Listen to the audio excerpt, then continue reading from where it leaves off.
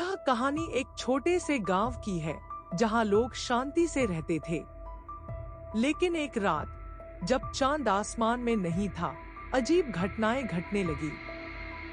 लोग मानते थे कि उनकी जिंदगी में सब कुछ सामान्य था, लेकिन किसी को भी इस बात का अंदाजा नहीं था कि उनके गांव के आसपास छिपा एक भयानक राज उनके जीवन को सदा के लिए बदलने वाला था। गांव के एक छोटे से कोने में एक पुराना और वीरान हवेली खड़ी थी। गांव के लोग उसे भूतिया हवेली कहते थे। किसी ने भी कभी उस हवेली में जाने की हिम्मत नहीं की, क्योंकि वहां से अजीब आवाजें आती थी और आसपास के लोग कहते थे कि वहां कुछ अदृश्य ताकतें बसती थी। हालांकि इस हवेली के बारे में कोई भी सटीक जानकारी नहीं रखता था, लेकिन सभी लोग उसके पास जाने से डरते थे। गांव में एक युवक था जिसका नाम अमित था। वह बहुत साहसी और जिज्ञासु था। उसका मानना था कि हर डर के पीछे कोई न कोई तर्क होता है।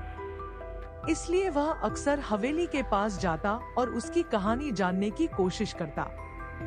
लेकिन वह हमेशा यह जानने में नाकाम रहा कि हवेली में क्या चल रहा था। एक दिन अमित ने तय किया कि वह हवेली के अंदर जाएगा और उसके रहस्यों का पर्दाफाश करेगा।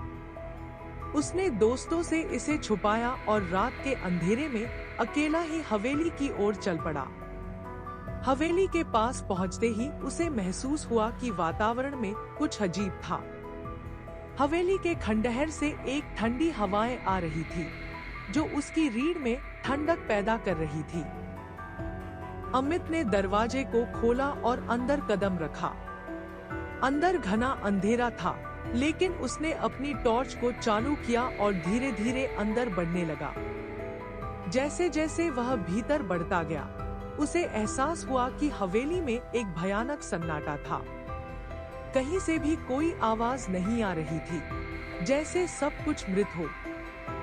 तभी उसे एक हल्की सी आवाज सुनाई दी, जैसे किसी के पैरों की हलचल हो।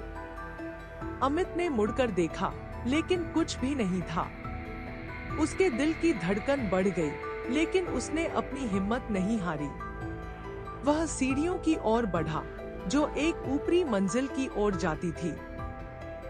जब वह सीढ़ियों तक पहुंचा, तो अचानक एक धुंधली सी आकृति उसकी आंखों के सामने आई। वह आकृति किसी इंसान जैसी थी, लेकिन उसका चेहरा स्पष्ट नहीं था। अमित डरते हुए उस आकृति के पास गया। जैसे ही वह उसके करीब पहुंचा, आकृति अचानक गायब हो गई।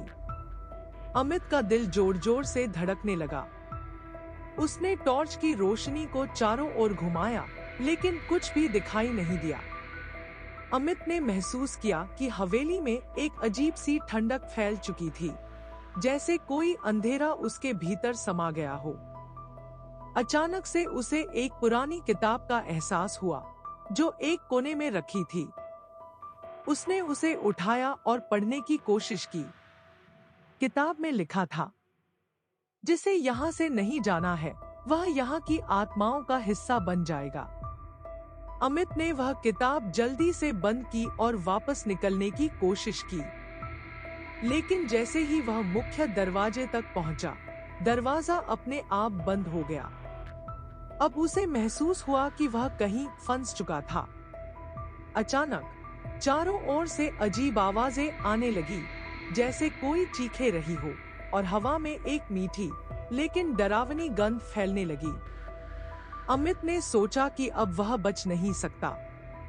वह दौड़ने लगा, लेकिन हवेली का हर कोना और गलियारा जैसे किसी भूतिया जाल में बदल चुका था। चारों ओर से गूंजती आवाजें और उसकी बढ़ती घबराहट ने उसे और भी डरा दिया। उसकी टॉर्च की रोशनी अब फीकी पड़ चुकी थी। तभी सामने एक बड़ा आईना दिखाई दिया। अमित ने उसमें देखा तो उसके अपने ही प्रतिबिंब के साथ कुछ और परछाइयां दिखाई दी। वह चिल्लाया और पीछे हटने लगा, लेकिन आईने के भीतर की आकृतियां जैसे उसके साथ चलने लगी। अब वह समझ चुका था कि वह हवेली के अंदर नहीं, बल्कि आत्माओं के जाल में फंसा हुआ था। अमित ने हर संभव प्रयास किया, लेकिन वह निकलने में असफल रहा। कुछ समय बाद गांव में उसकी गुमशुदगी की खबर फैल गई। लोग बहुत चिंतित हुए, लेकिन किसी ने भी हवेली में जाकर उसकी तलाश करने की हिम्मत नहीं की। सबको यही डर था कि हवेली का भूतिया रहस्य अभी भी जिंदा था। आज भी जब रात के अंधेरे में कोई हवेली के पास से गुजरता है तो वह अजीब सी आवाजें सुन सकता है, और किसी को कभी भी यह नहीं पता चलता कि अंधेरे के पार हवेली में क्या हो रहा है। क्या अमित अब भी वहां फंसा हुआ है, या उसने अंततः अपनी मुक्ति पा ली है? यह रहस्य आज भी अनसुलझा है, और हवेली के आसपास हर कोई चुपचाप डर से गुजरता है।